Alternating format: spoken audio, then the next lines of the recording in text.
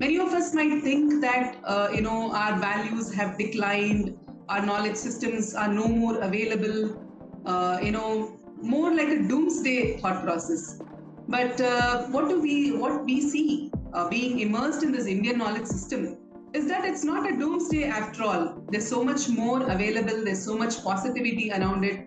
There's so much possibility for the future, and especially a lot of young people. There is a scope to inspire them to one is go through the Gurukulam education system as such, and also contribute in the form of setting up Gurukulams or teaching in Gurukulams, or even looking at the outcome of the Gurukulam education process for producing solutions for modern day problems. When there are a lot of surnames, as you said, in terms of Chaube, Dube, Trivedi, Chaturvedi, it means that in today's times, even learning one Veda is considered to be a very difficult task practically. So when you go to a Veda Patashala in today's times, it takes about 7 to 8 years for them to master their own Shakha or their own Veda, leave alone the other things, to perfection. But in our own Gurukulam, what we have seen is that the main thing is, many children come with this problem, not like ADHD or medical issues, but simple difficulty in paying attention because they are used to. There is always some notes to refer to, or there is always a book they can study, right? You typically see college students, right? They take notes and then they depend on the notes. No need to pay attention to the class. When I read certain texts, there is a feeling that women were very much part of such a system. And Professor Tharapal in his beautiful plea actually presents statistics, relevant statistics, that women were very much part of the education process. It was not that they were denied school education or whatever it is. Viveka and Vairagya are needed. Children, one thing you should understand that is that the child, okay, there are children who actually find it difficult also, not to discount that, but largely the children are actually enjoying the process. So that way you should, see that, okay, you are going through the difficulty. I do understand, but the child is actually enjoying that process. And one should look at the larger future of the child in terms of what are the foundational skills in terms of values that the child is going to develop.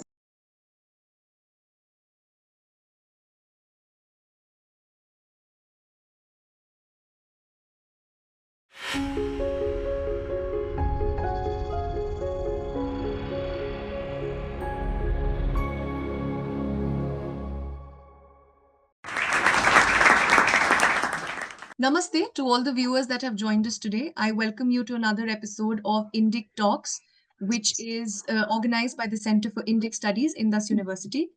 Bharat's profound philosophical and scientific legacy, alongside a strong educational foundation, led to its substantial contribution to the global economy in ancient times.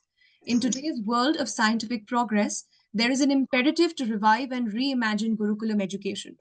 This presentation will explore the key principles of Gurukulam education, its significance in contemporary times, and its potential impact on future generations' values. Discussing Gurukulam education in contemporary times, we have our speaker today, Matrushree Ananthalakshmi Adinarayanji, who is the co-founder of Anadi Foundation, a spiritual organization and Dharma Gurukulam located in Tamil Nadu. It is a Dharma Gurukulam, which is an Indian knowledge system based Gurukulam started in 2021 for children. The Gurukulam focuses on Sanskrit, Ayurveda, Yoga, Ganit, Nakshatra, Vidya, and Indic ecology combined with schooling curriculum. I welcome you, ma'am, and I request you to take over from here. Namaste, everyone, and very happy to be here as part of the Indus University's Indic Talks. I've had the good fortune of meeting people from Indus University on various forums, and amazing speakers have been hosted on this platform. And there's so much to learn personally as well. And very happy to be in this being hosted here. And speaking on my favorite topic, of course, Gurukulam education, based on whatever I've learned in this journey. Let us begin with a small invocation.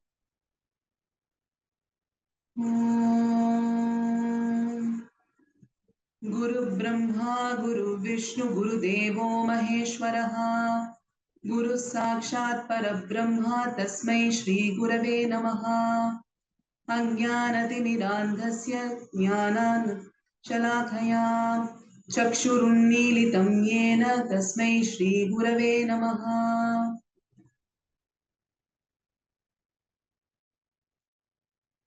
Pranams to all the gurus and the entire Guru Parampara, which has kept Bharat in a very glorious position even today.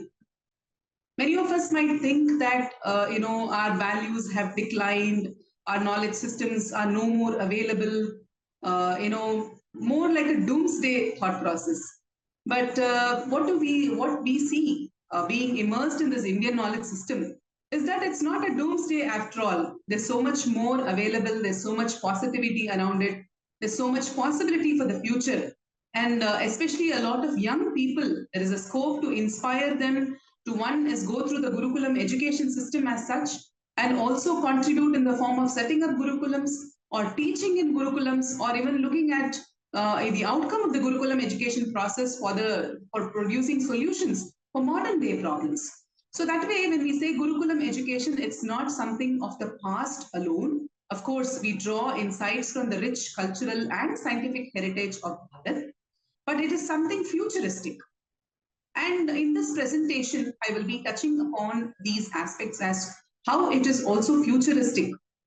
When people talk about Gurukulam education or in the society in general, whether it is parents or whether it's the community or whatever it is, people often ask, this Gurukulam education is something of the past.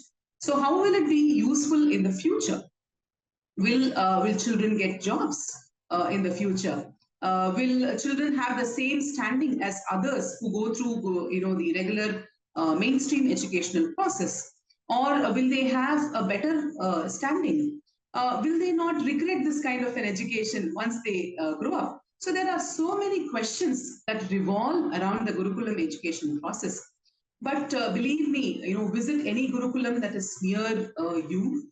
You will see that it's an exciting pedagogical approach that is used. There is no dull day in a Gurukulam, and it is you would see that vibrant children are part of the Gurukulam education process, and really committed teachers are part of the Gurukulam education process throughout the country. There are, I can say at least there are 1,000 Gurukulams and Veda Patashalas that offer Indian knowledge systems in various ways. So in this presentation, of course, I will talk about the general Gurukulam education context, and also bring aspects from Dharma Gurukulam, which is our own Gurukulam, and how do we implement certain things. And there's, of course, so much more improvement as we learn every day, interacting with children and interacting with the society and our own knowledge and growth process, and also present a pathway for what lies ahead with respect to Gurukulam education. So the talk for today is on Gurukulam education in contemporary times. So before we get into the subject matter, I just wanted to share a few verses from the Bhagavad Gita. सर्वभूतेषु येनैकं भावम् अव्ययमीक्षते अविभक्तं विभक्तेषु तज्ज्ञानं विद्धि सात्विकम् पृथक्त्वेन तु यज्ञानं नानाभावान् पृथक्विधान् वेति सर्वेषु भूतेषु तज्ज्ञानं विद्धि राजसम्. So these are verses from the 18th chapter of the Bhagavad Gita, which is of course the concluding chapter. The 17th chapter talks about Sattva, Rajas and Tamas, the Trigunas, and then this continues on into the 18th chapter. So Bhagavan Sri Krishna says what is Sattvika knowledge, what is Rajasika knowledge, and what is Tamasika knowledge. So when one is able to, a Vidyarthi or an Acharya or a teacher or whoever is offering that education, is able to see, and who's going through that education is eventually able to see the interconnectedness of everything in life, then the knowledge is called Sattvika knowledge. But when only one is able to see the diversities and cannot see the interconnectedness of the whole thing, then it is called Rajasika knowledge. And it is when it is based on incorrect reasoning and when it's based on a false premise, then it is called tamasika knowledge. That is what Bhagavan Sri Krishna talks about in the Bhagavad Gita. So what does this interconnected principle mean? All of us go through, I've been a product of the modern education system. And I've typically studied like, physics, chemistry, biology, mathematics, all of that, of course, in secondary and higher secondary school. And before that, history, geography, and all that. But somehow, in my mind, it could be my own limitation, but I'm sure when I connected with other friends and other people in the space, they also shared similar experiences. We've all shared that though we studied these different subjects, we were not able to bring them into one coherent picture and see that these are all interconnected to make life what it is, right? Or what we see reality to be around us. For example, we study atoms and whatnot in physics and chemistry. Then we look at cells and neurons and whatnot in biology. But we've never been able to look at the larger perspective of life, that all of life is interconnected. What is there within me is what is there in a tree and what is there in an animal. And what is probably, some of the solidified, even what we call as, non-living things, have in a way a certain similarity, but maybe fossilated or fossified many, many years ago. So the interconnection we are not able to make. Like for example, if I say cut trees, there will be less rain. If there is less rain, then there will be less crops. When there are less crops, then the economic aspect of the farmer gets reduced. If the economic well-being is not ensured of a farmer, then the education of the farmer's child is not ensured. That way, a few generations get affected.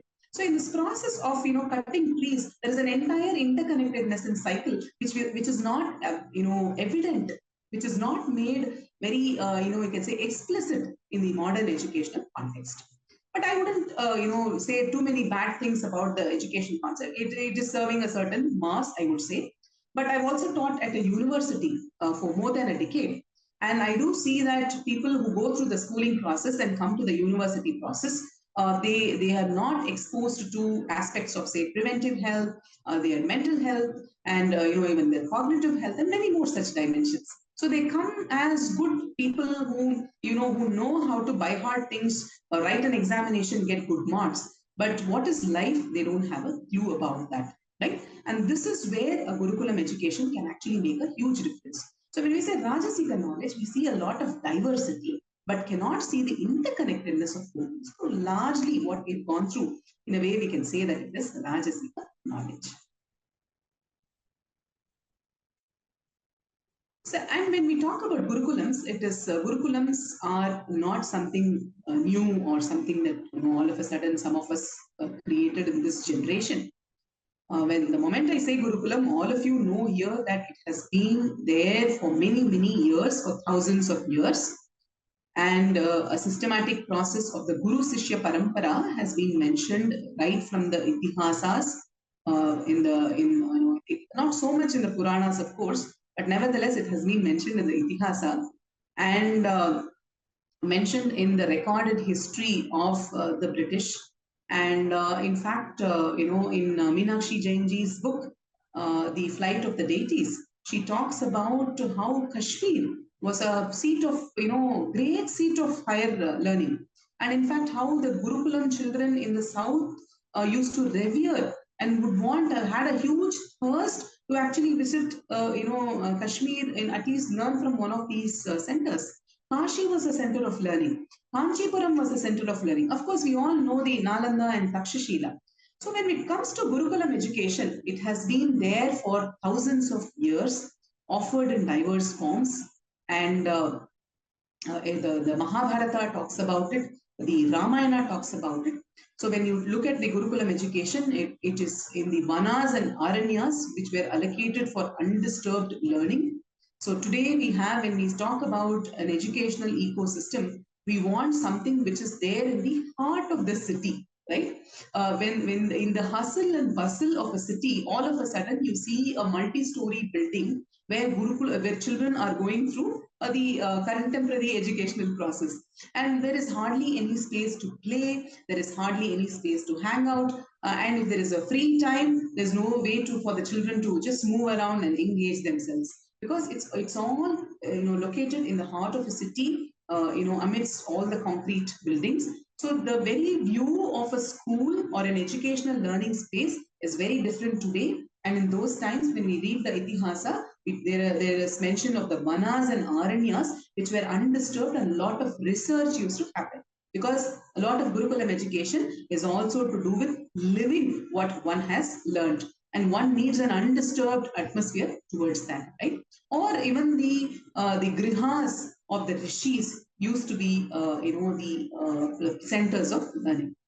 And the Itihasa, though there is a mention, for example, we know of Rama, who studied under the tutelage of Vasishta Maharishi. We know about the Pandavas and Kauravas, who studied under the tutelage of Dronacharya. So we do hear about that. But in what setting the Gurukulam was, or going into specific kinds of knowledge, not so much detail is actually available in the Itihasa as such. But generally, you get a broad understanding of the Gurukula education through the conversations. But the Upanishads beautifully illustrate the Guru Sishya Samvada. Almost all the Upanishads are based on the conversation between a Guru and Sishya, and very, very deep questions. When you read the Upanishads, all of a sudden you might feel like how is the first verse connected to the third verse to the fifth verse? It all seems very different. But if you visit our Gurukulam, a lot of conversations happen, and you would see that it would be a continuation of a conversation that probably happened a few days ago. And all of a sudden, when you pop in, that question will look very. That question might be a unique question, which looks like out of context. But within the Gurukulam, actually, it happened within a context, right? Because the student would go do some manana and then come back with more questions. So different periods of time, questions are asked based on the understanding of the Vidyarthi, and then posed to the Guru. And the Guru answers it, based on their own self-realization. So that is why we see whether it is the Prashna Upanishad, where of course the question and answer model is used, and many such Upanishads are there which leverage upon the Guru Shishya Samvada to also illustrate to us the principle of the very, very deep philosophical principles. And we see that in the Ramayana Mahabharata, of course, it is mentioned. And we do see that there was some kind of a common minimum knowledge which all of them used to go through. And then based on the knowledge, based on the functions they performed in the society, specialized knowledge was offered. Right? There was a framework of education that was existing, and on top of that, there were specialized knowledge offered based on whether you were going to fight a war, or whether you are going to engage in yajna karma, or whether you are going to engage in trade and commerce, or whether you're going to engage in the services of the society. And based on the Varna system, of course, the specialized knowledge was offered so that one can have a good life, which is based on the Purushartha. Purushartha means Dharma, Artha, Kama, and Moksha.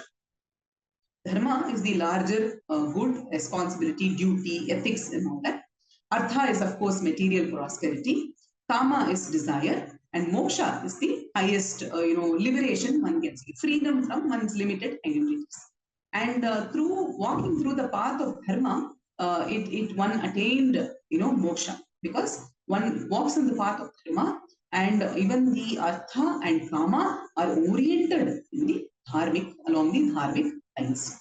So, in order to fulfill one's purushartha, and whatever family system you belong to, the Gurukulam education appropriately allows you to experience that and express that in the future as well. So that is, Gurukula education broadly.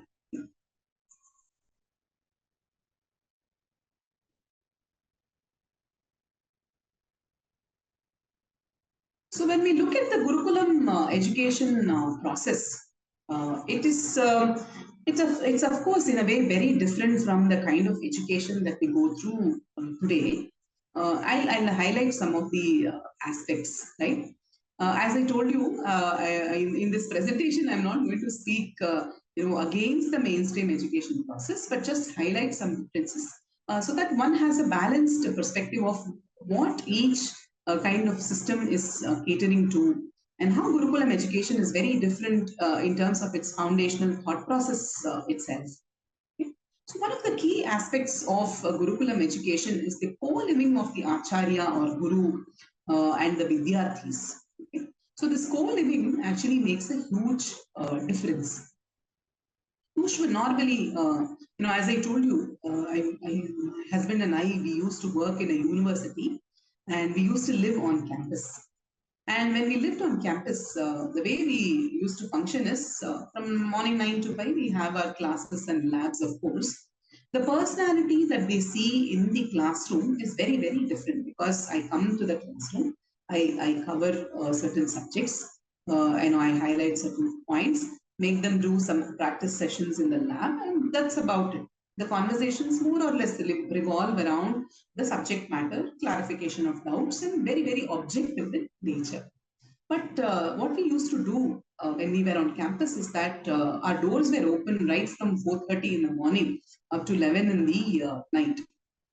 So that way, the student not just had an opportunity to interact with us on an objective manner, but also understood a lot about the way we led our lives, and how we were sort of taking care of our children, and what all kind of other skills that we possess that we can share with them beyond the computer science knowledge that we shared in the classroom, and also provide them for a space for free flowing conversations.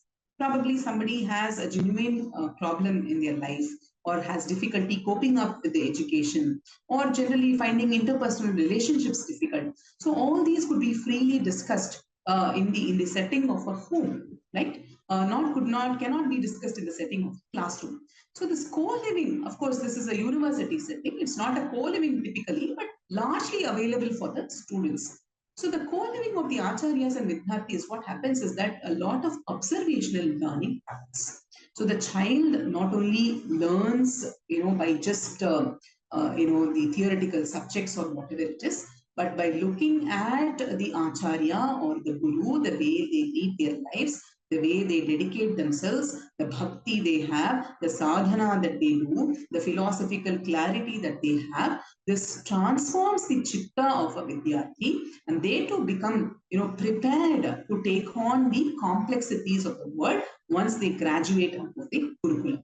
So this co-living is a very, very key aspect. So usually what used to happen is after Upanayanam or an appropriate age, the child will then leave the parents' home and then go to the Gurukulam. This is how it was designed. So that is why one of the lakshanas of a vidyarthi is called grihatyagi. Grihatyagi means the ability to leave the home and reside in another place. This is something that many people find it difficult in today's times because leaving the comfort of a home it's something that's too difficult. One thing, of course, the child might be ready to be in another place, but the attachment that parents have developed towards the child make it very difficult for the parents to live without the children. Because right now, very few Gurukulams exist, and that model itself it's still in the nascent stages of revival. Of course, the Pathashala system is quite strong that way. So we do see that this co-living with the acharya and imbibing the qualities of that expert who is in the highest state of realization and evolution that transforms the chitta of the student. And the sources of knowledge. This is a very crucial aspect that I have to compare with the current educational process. As I said, I've also gone through the same usual education. And I've seen that right from, kindergarten to grade 1, to grade 5, to grade 10, very, very little focus on practical knowledge. We were never exposed to a lab, right? Only in 11th and 12th standard, when we had this physics lab and chemistry lab, we would go to that and have, say, 10 sets of experiments, do that particular thing and understand only those few concepts, and then forget all about it because it may not have a practical relevance later on in life. But then when you look at a Gurukulam, the sources of knowledge, of course, each philosophical system has different sources of knowledge. But here I would sort of refer to 3 here. There are more, about 6, comparing other philosophical systems. So pratyaksha is direct cognition. There would be some things that the Vidyarthi will directly cognize, right? Suppose I show you a flower and say this flower is red. You yourself can see the flower is red. I don't have to tell you, right? So this pratyaksha knowledge is also available in the Gurukulam in many forms. So when you live in an ashram space, when you live in a Gurukulam space, that space which has trees, which has cows, which has other animal forms, could be a cat, could be a dog, could be a deer. You can imagine, scenes from the Ramayana and Mahabharata or ancient Gurukula system, and imagine the flora and fauna that is there around the student, the water body, and all that. So that way the child learns it first hand. It comes from pratyaksha, right? Has a first hand experience of probably, growing a tree, growing a sapling, taking care of a cow, milking the cow. In fact, when you come to our Gurukulam, you would see that the life science laboratory of the children is basically the Goshala. As we always say that the Janana and Marana, all the processes, they actually learn just by interacting with the cows in the Goshala. So that way the Pratyaksha knowledge is given a very, very high importance in the Gurukula system. And Anumana, inferences, they do a lot of experimentation and arrive at their own inferences. When we say inferences, a very common example that is used is I see smoke on the mountain, I infer that there is fire. So similarly, I see certain symptoms, I infer that there is imbalance of the Vata dosha or Pitta dosha or Kapha dosha, something like that, right? And Agama is learning through textual sources and learning through the words of the rishis and gurus. So whatever is not yet in the understanding of the student, it is revealed by the guru and available for a process of questioning, reasoning, and experimentation and application.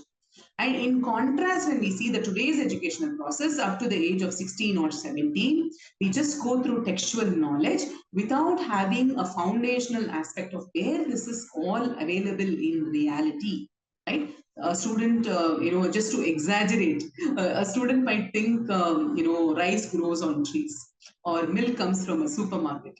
Because where does an urban child see a Goshala, right? Of course, I'm exaggerating, but I think you get the point, right? So, Pratyaksha, Anumana, and Agama, these are different sources of knowledge, right? And very, very strong foundation is is given for the future career paths. So, many people ask if they, come to a Gurukulam, are they going to, become sannyasis?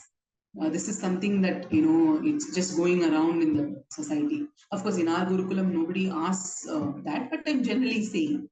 And then people say if somebody, gets studies in a Gurukulam, will they just be a spiritual person without having actual value in the society? But if you see, Rama, when we say Ramarajya, it is considered to be one of the highest, it's a pinnacle of governance, ethics, responsibility, and, politics that way. When you say Krishna, an epitome of, what you can say, an expertise, right? And then they were all part of Gurukulams. So, and they were there along with Sudama also studied in the same Gurukulam. Bhagavan Shri Krishna also studied in the same Gurukulam. They studied in under Maharishi Sandipani, right? So it means that there was some foundational knowledge which was available to all people, and according to their Swadharma and Swabhava, they took on specialized education which helped them, sail through the difficult times of the future. So that way, the generic knowledge and specific knowledge both were available as part of the Gurukulam education, right?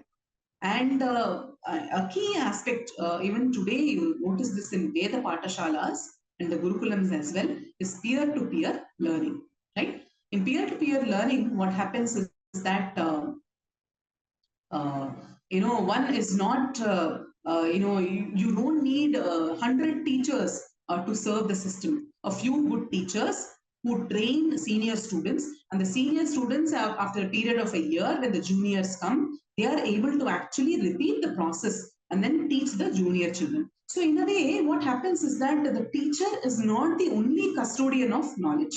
The student is also a custodian of knowledge. Nature is a custodian of knowledge. So that way, there are many stakeholders in the system who are exposed to that knowledge, and the onus not just lies on just one or two teacher or those hundreds of teachers, but it also lies on senior students or older students in the system who will nurture the new ones. So that way, a lot of peer-to-peer learning happens.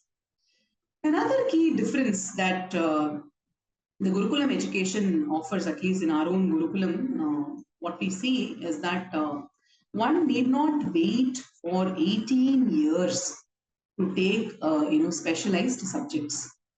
When I say specialized subjects, you would see that, of course, somebody takes computer science or biology or PCM, whatever you call that, in grade 11 and 12. But that's not specialized knowledge. It's still the basic knowledge which is offered in the textbook form, giving some kind of information. But then what we have seen practically in our own Gurukulam is that at the age of 12 or 13, after they spend about 2 to 3 years in our Gurukulam, they become capable of taking up one or two verticals in a very deep manner. Okay. So Ayurveda, for example, of course, they can't become Ayurveda practitioners without an appropriate license, but they become capable of reading deeply the Ayurvedic text, the Shastras, apply that in terms of their own observation of their own health, or looking at a cow and trying to understand the health, and at the same time decode new Ayurvedic texts which are introduced to them on their own, and just with a little bit of hand holding, they become experts in that particular text, right? Or it could be yoga, right? What happens otherwise if one is exposed to math, physics, chemistry, English, language, this, that, language 1, language 2, math 1, math 2, and all that through for until 18 years. And then all of a sudden the child has to wonder, like, what is the purpose of my life? What am I cut out for? What is the area that I like? Then at 18 years, it's just 4 years of exposure or 3 years of exposure or whatever it is. But we've seen truly that the child is capable at a very early age to take on specialized education, right? So I'm not saying you should neglect the other subjects, but I'm saying that there's a possibility to very early in life to actually explore one or two paths deeply and even switch paths later on, right? And a lot of dynamic learning happens. One is not constrained by a timetable, and the vast experience of a group becomes available to the Vidyarthi, right? So the travels, when the guru travels, those travels are also available to the Vidyarthi. Whatever books, whatever text that the guru is exposed to, that becomes available to the Vidyarthi. When new experts come to the Gurukulam, those expert knowledge is also available to the Vidyarthis. During the travels, a lot of exposure is given to the Vidyarthis. So that way, the dynamic learning happens without being boxed up by a particular timetable as such. Of course, one can set a timetable and schedule, no harm in that. But this is an opportunity to break and transcend those limited tools. The Panchakoshiya Vikas happens, which I will discuss shortly, and providing a pathway for discovering one's Swabhava and Swadharma. That is a very crucial aspect. I've had a lot of students who complete 4 years of education and come to us asking, sir and ma'am, what is the purpose of my life? Where do I head from here? Am I really doing the right thing? I want to do this, but the family is not allowing me to pursue this path. I really know that this is what I need to do in the future, but people are asking me, where will you get the money? There's so much confusion around what one's interests are. And the parents in the society, what they look for is what is the conviction that you have and what is the plan that you have to take this forward. So when young people don't have an answer for that, then they say that, you better listen to what I have to say, better make some money. You don't explore these different kinds of pathways. So what happens? There is an inherent generational conflict that happens. But when in a Gurukulam education process, a lot of focus is also there on the sorry,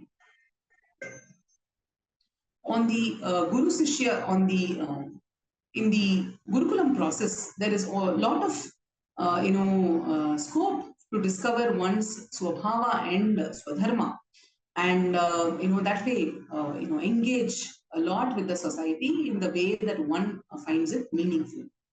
And One aspect that I have seen that which is a bit lacking in the current education process, which Gurukulam can help to bridge, is the focus on philosophy. We study various science subjects, history, geography, and all that. But what is the underlying philosophy and even theology behind it? That we are not exposed to do much. The philosophy of science, no student actually studies. Even psychology, very few students actually study about it. But when you take the Gurukulam education, a lot of focus was there on the Darshana Shastras, a lot of focus was there on science, and applied Vedas, which is called the Upavedas, was. So that way, the theological foundations, the philosophical foundations, the scientific aspects, the application in terms of the technology, all was available in the Gurukulam education process. Right? So these are some key aspects of a Gurukulam education process, which sort of helps us to differentiate it from what we go through in terms of contemporary education system. So when we talk about the darshanas and the knowledge systems that they're offered, this has been part of many of my presentations. I just reiterate it here. So you have the 14 vidyas, and you have the Chaturdasha Vidyasthana, as you say, the 4 Vedas, Rig, Yajur, Sama, and Atharva Veda. The 6 Vedangas, Shiksha, Nirukta, Vyakarana, Chandas, Jyotisha, and Kalpa. The 4 Upavedas, Ayurveda, Dhanurveda, Arthashastra, and Gandharva Veda. Okay? So these are 14 knowledge systems. There are, of course, Ashtadasha Vidyasthana, which also includes the Mimamsa, Nyaya, the Puranas, and all that. This is enough for a preliminary understanding. So there are right now there are Patashalas that offer the Vedas. It could be a Yajurveda Patashala, it could be a Samaveda Patashala, right? And very few systems that offer Ayurveda, Dhanurveda, Gurukulams, almost non-existent, I would say. But the music and dance Gurukulams are still there. Sthapatya Veda, one takes up at a long, later on in life, as children, you don't go through, say, Shilpa Shastra or whatever it is. Artha Shastra, of course, it takes much later, one delves into it. There are practically no, schools that fully focus, or Gurukulams currently that fully focus on knowledge that come from Artha Shastra or Niti Shastra or whatever it is. Right, but there is so much scope to create Gurukulams which integrate all of these knowledge systems. And when we talk about the philosophical systems, as I told you, the philosophy, science, and application, the science, of course, is brought by the Vedas, the application is brought by the Upavedas, and the philosophical underpinnings is brought by the Darshana Shastras. Nyaya, Vaisheshika, Sankhya, Yoga, Vedanta, Mimamsa, Jaina, Bauddha. There are, of course, there are other Nastika systems like Charvaka and all that. Depending on whatever worldview one has to opt for, accordingly, one looks at the world. Say, for example, Vedanta. If it is Advaita Vedanta, it looks at the non-difference of the Paramatman and Jivatman. When we take up Nyaya, for that matter, it looks at everything from the perspective of the Padarthas, Dravya, Guna, Karma, and all that. Vaisheshika, it looks at, Nyaya is a little different. It looks at, through reasoning, through debates and all that. The Padarthas, the 17 Padarthas. And Vaisheshika, it looks at through the atomic aspects in terms of the Dravya, Guna, Karma, Samanya, Vishesha, and many such things.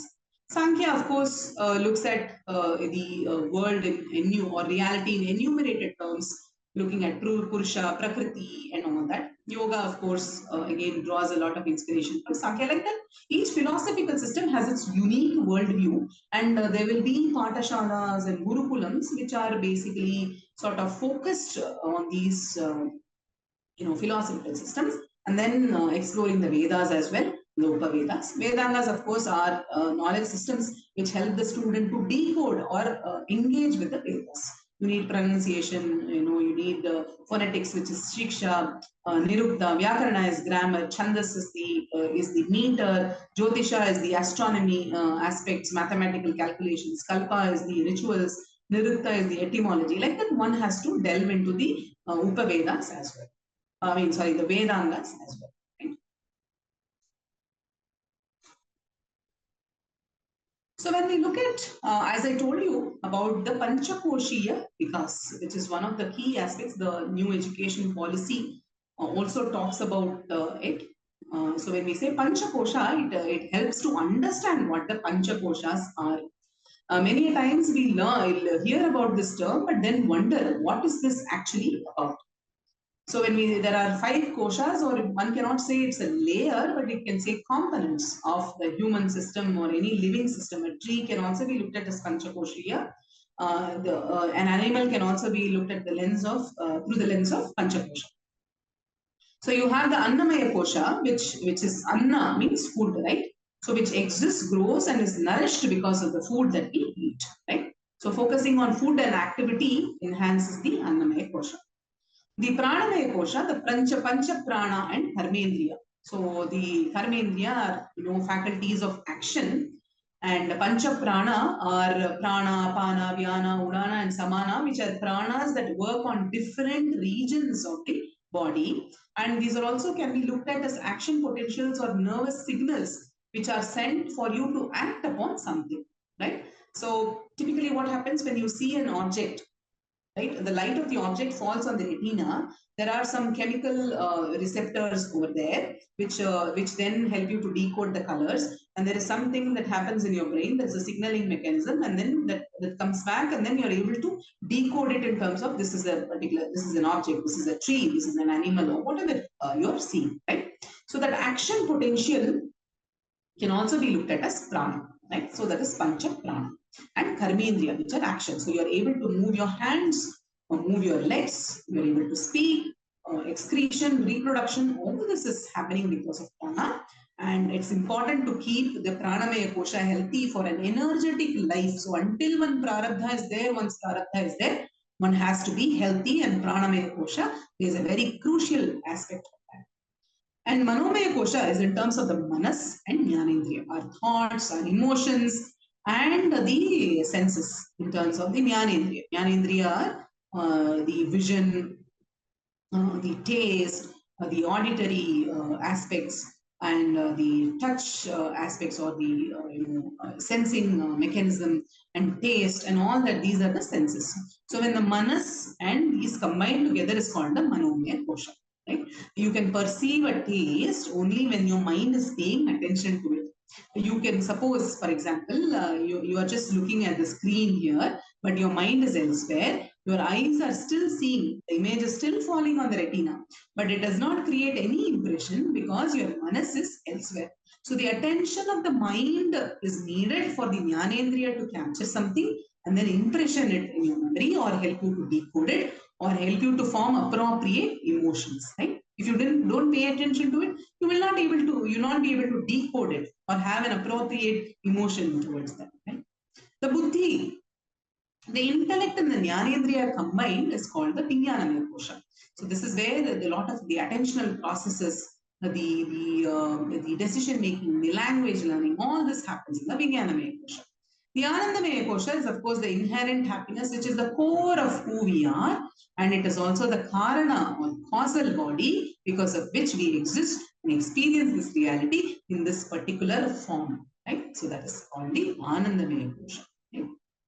So there are definitions of these koshas. Of course, the Taittiriya Upanishad talks in detail about these koshas, but I've generally seen that for a common reading, it can be quite difficult to decode. So one text that we have found very useful in decoding the koshas is the Tattva Bodha.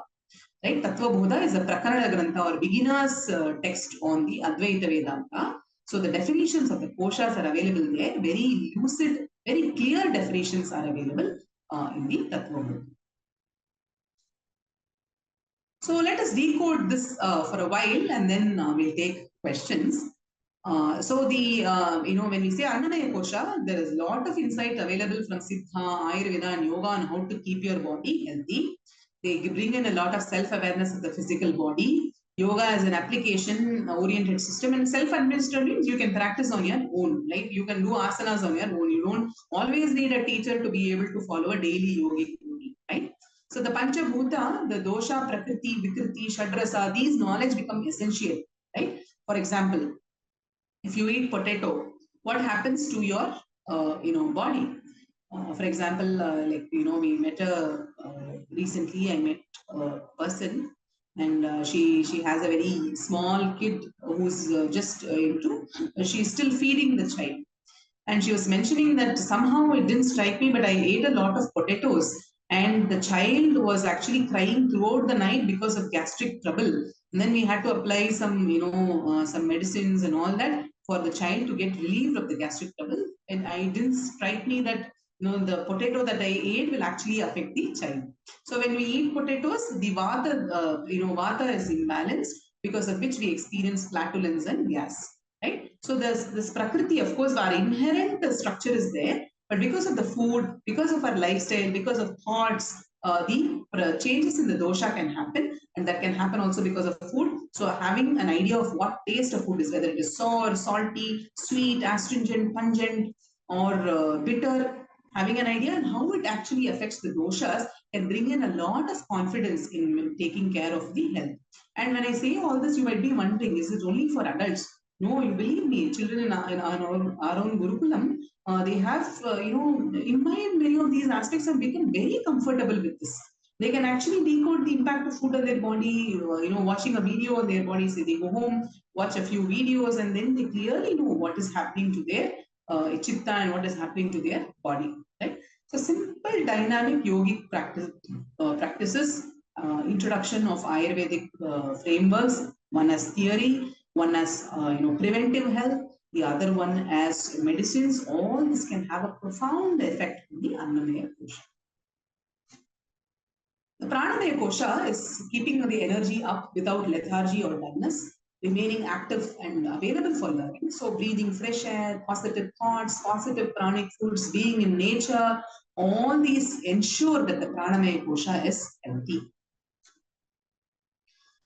And Manomaya kosha, the mind, can go through kama, krodha, lobha, moha, mada, matsarya, can go through jealousy, can go through anger, can go through confusion, whatever is listed here, can go through delusions as well, right? So that has to be removed for one's fulfilling experience. So positive interpersonal relationships, positive conversations, reverence to all beings, reading positive literature, the shastras, all this purify the manas and remove these negative thoughts.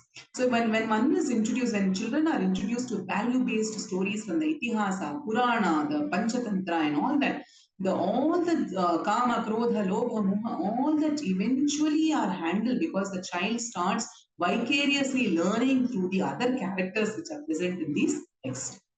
A good cognitive development needs to happen that is the Vijnanamaya kosha. Memory, language learning, focus, decision making, all this becomes important. And especially what we have seen is that chanting plays a very important role in enhancing all of this. One is the tongue. When it gets rolled every day for a prolonged period of time, it actually changes the memory patterns. It brings in a lot of focus. It brings a very, very clear language learning skill. So it's a huge advantage when children are introduced to consistent chanting every day for a reasonable amount of time. So this Kantha Pata has been one of our key, success aspects within the Gurukulam. Of course, in all Patashalas, they rely on the Kantha Pata. But as we learn, in our own Gurukulam, we are learning every day. And we see that the chanting has given a huge impact. Anandamaya kosha is inherently being happy, realizing one's true nature and ability to enjoy situations without calculating what is in it for me, what is loss, or what is gain, how is it helping me. Basically, that inner transformation, inner calm, inner peace, and just the general happiness and well-being. So these are some of the things that one can look at in Annamaya kosha, asana abhyasa, Ayurveda, samskaras, shaucha, pranamaya kosha, we have agri kriya, upasana can help. For the Manomaya kosha, Gau Seva is a really, really fantastic activity because they learn how to sort of relate with other beings. Vijnanamaya kosha, chanting is there, a balance of doing and thinking, and tools to hone the Jnanendriya, so much more can be done. For Anandamaya kosha, it is Nama Sankirtana, Japa, Seva, Mauna, Guru Puja, and lifestyle practices which enhance the Sattva. All these impact the Anandamaya kosha. So we started Dharma Gurukulam in 2021 for children aged 10 years and above. We are located near Palani in Tamil Nadu. And every year we intake about 15 children or so. And we focus on Sanskritam, Yoga, Ayurveda, Bharatiya Ganita, Nakshatra Vidya, Paristhiti Vignana, and many more things. We've also produced books for students outside the Gurukulam education. In the Gurukulam, a large part of it, of course, is Kantapata. They learn this from the source text, they learn Sanskritam, learn how to decode these texts and apply it, right? A lot of it is applied knowledge as well. We combine it with in iOS. The daily schedule itself focuses on the Panchakosha. There's enough amount of physical activity, a lot of things for positive emotions, a lot of things for cognitive development, and Guru Puja and Dhyana for Anandamaya Puja and such things.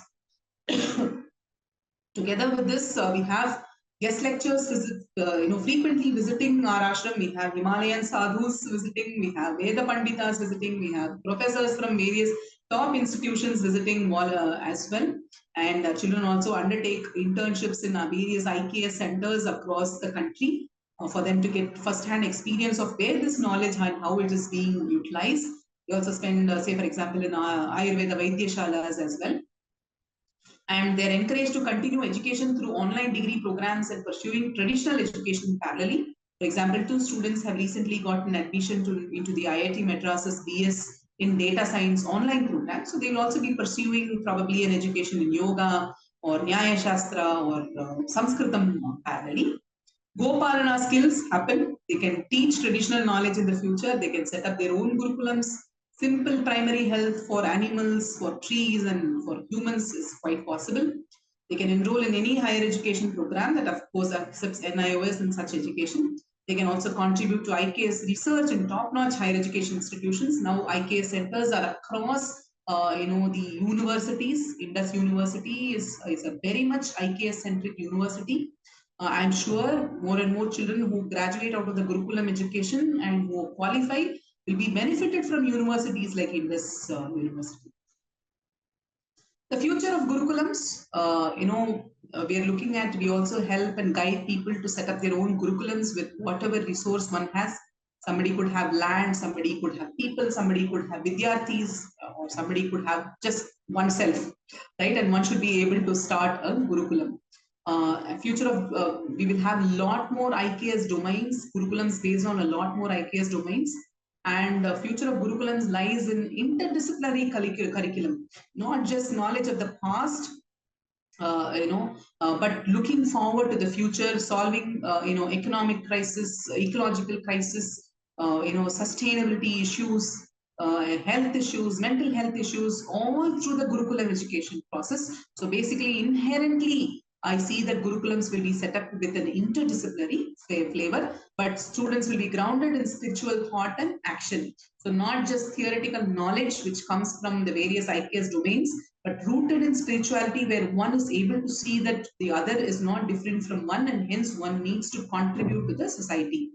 And nation building as well, making it relevant and exciting for young people to adopt. So one should have, like, I see so many people, young people who graduate out of IITs, top-notch institutions, wanting to teach children and make a difference. So Gurukulams of the future can actually become places very, very attractive for such young people to come and volunteer. One thing is they also learn, they also go through the transformation in the process, whatever the seva is possible to offer, and then that will be, I do see a huge future there as well.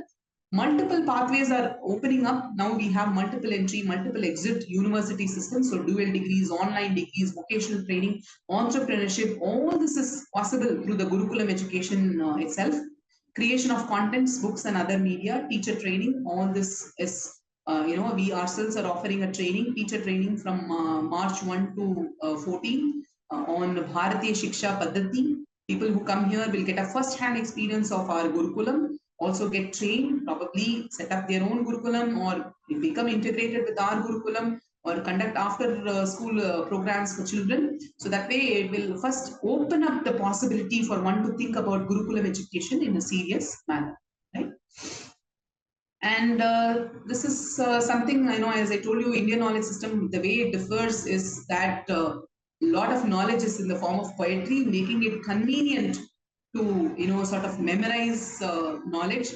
So, for example, this is a sutra or the words from Ashtanga Hridayam, which I often talk about. Vayohoratri bhuttanam tenta madhyadiga kramat. Right? So, age, day, night, digestion, end, middle, beginning, vata, pitta, kapha. Right? This is like a matrix. So, when you are young, the dosha is kapha. When you are in middle age, the dosha is pitta. When you are old, the dosha is vata. Right? Similarly, for the day, night, digestion, the kapha, pitta, and vata dominate in that order. Right? So just by a small verse, the child actually gets to know this foundational knowledge. Right? And here is a verse that talks about the a plus b the whole square is equal to a square plus b square plus 2ab. Another sutra that the child can just by heart, and also a lot of joy in learning that particular subject. And we've also produced some books for other children, as I told you. Anadi.org/IKS books has some of this thing. We have a Satvidya early Indic education, which is a completely decolonized preschool curriculum, and the content is very much Indic, Indian knowledge system focused. And another dimension that we're focusing on, there are globally relevant indigenous education and pedagogical content that is available, which we are focusing through the Center for Indigenous Knowledge Systems.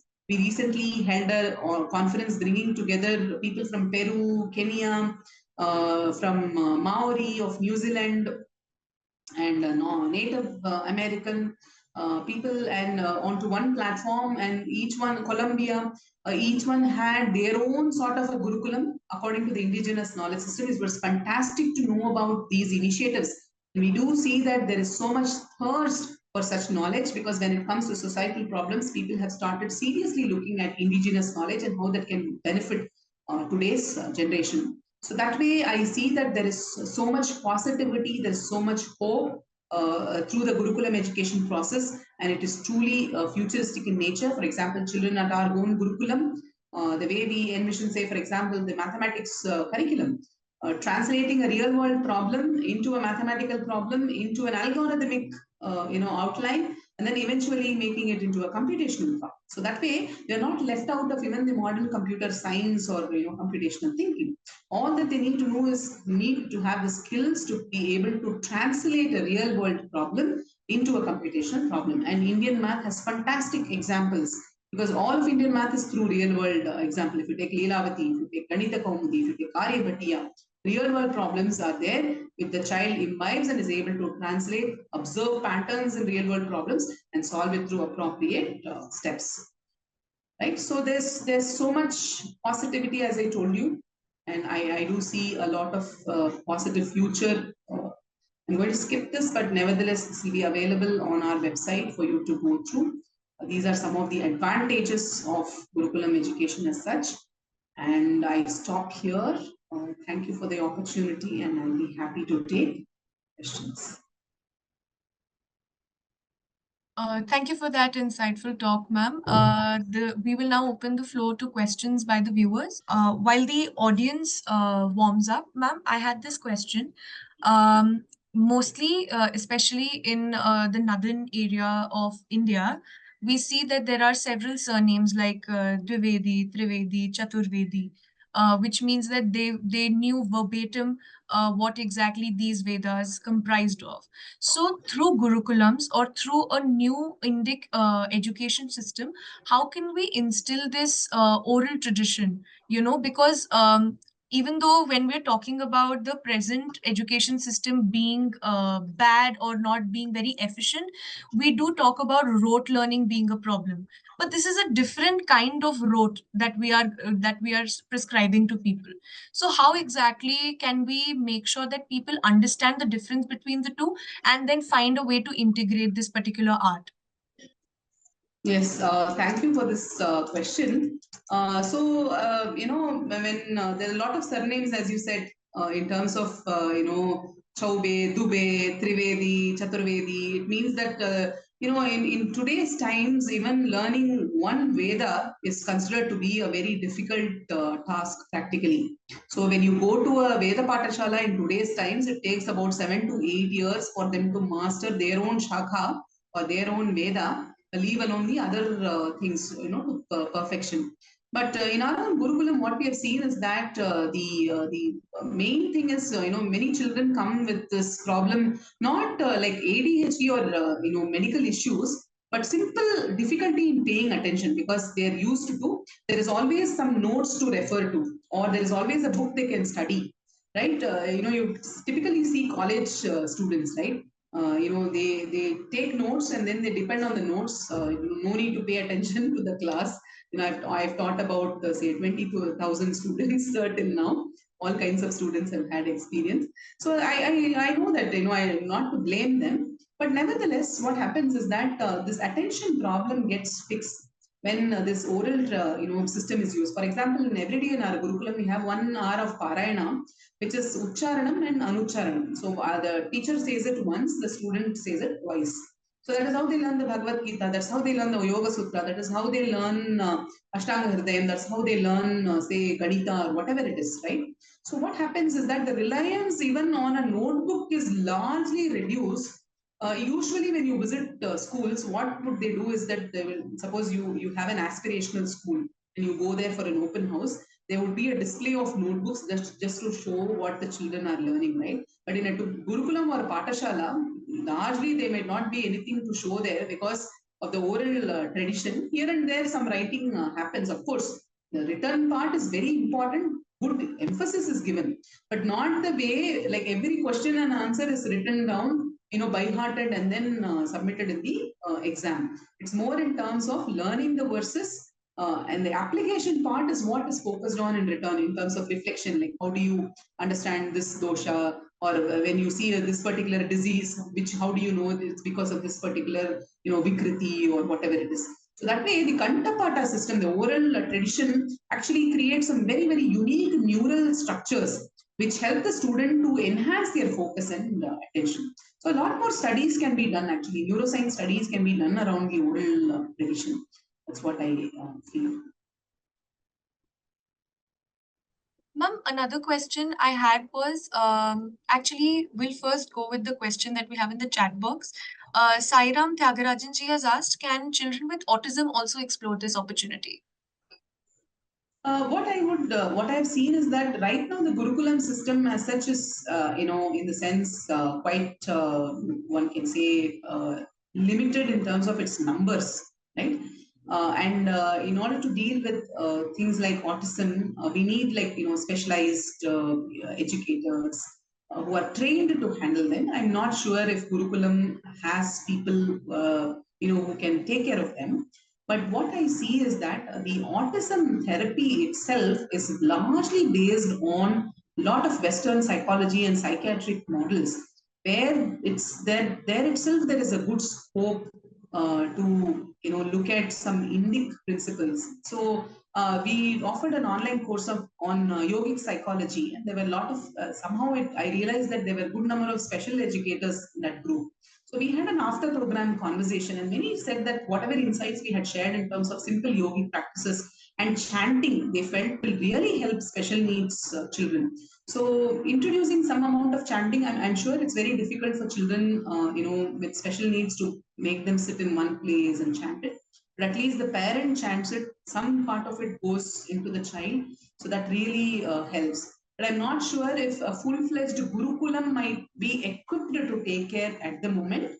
But definitely, I pray and wish that all of us become more equipped to be able to even serve this need. It is definitely close to our heart.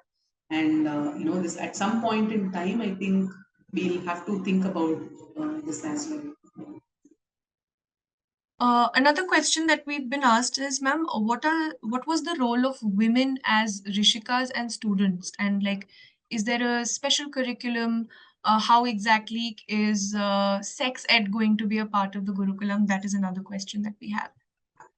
So this the rishikas as such, if you see, there are different rishikas mentioned in, for example, Gargi, Maitri, all of these people, and they were known to have had insights, core insights from the Vedas, right? And they had they were in a way sort of realized beings that way.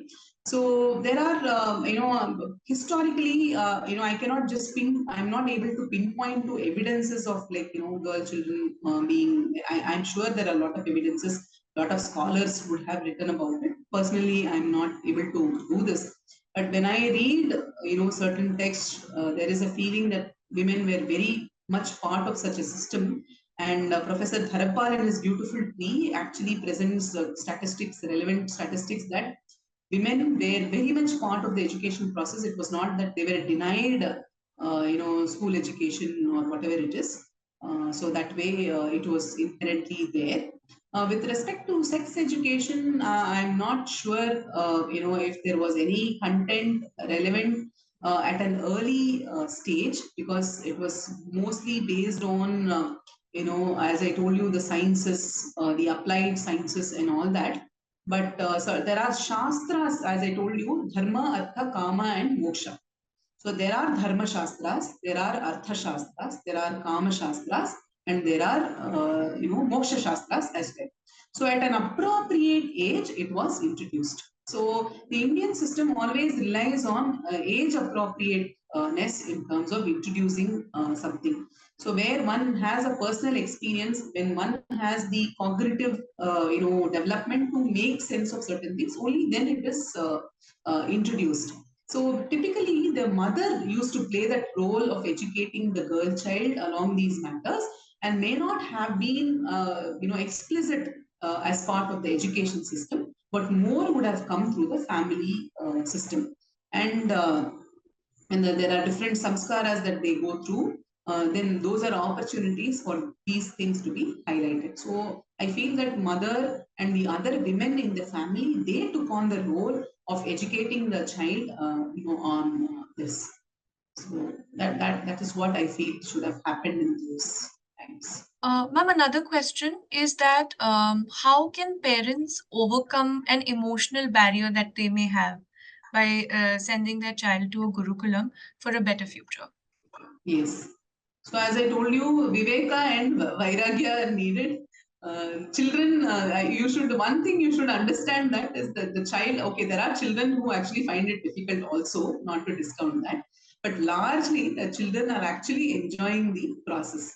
So that way you should, see that, okay, you are going through the difficulty. I do understand. But the child is actually enjoying that process. And one should look at the larger future of the child in terms of what are the foundational skills in terms of values that the child is going to develop. See, for example, it so happened that we were having some kind of a philosophical discussion with the students. And one of the parents, who was considering the Gurukulam at that point in time, he wanted to know, see, you're teaching philosophy to the child. Don't you think the inherent, what you can say, the childish nature, or the what you can say, the bhava of the child is lost when you introduce such philosophy to the children. It was not big philosophy and all that. We were just having a conversation around it. But then I asked, like, along with, what do you do in the evenings along with the child? So they said, we watch, this OTT movies, and we watch something. So and then I had to ask, like, do you think that preserves the innocence of a child? uh, you know just thinking that spontaneously allowing the child to do whatever they want, that is not, preserving the innocence, but providing them appropriate frameworks to evaluate, look at their own actions, self reflect, self guide their own action. That is preserving the innocence. So that way parents need to also develop a larger perspective. For example, read books on Gurukulam education. Explore yourself, explore Indian knowledge systems. Go through a course on Indian knowledge system. So many online courses are available. Indus University themselves have n number of courses on Indian knowledge system. Once you start getting yourself educated along, you will understand how important it is for the child to go through such an education. So that way, starting from oneself and then probably, considering it for the child. And there is no compulsion that they should send the child to a Gurukulam. But there are so many so many merits that I have presented here, which can help and guide the parent to take an appropriate decision. Thank you very much, ma'am, for taking this initiative as well as a lecture that simplifies understanding what exactly one can expect from a Gurukul education in the contemporary times. We wish to have many such talks with you again. Thank you. Namaste.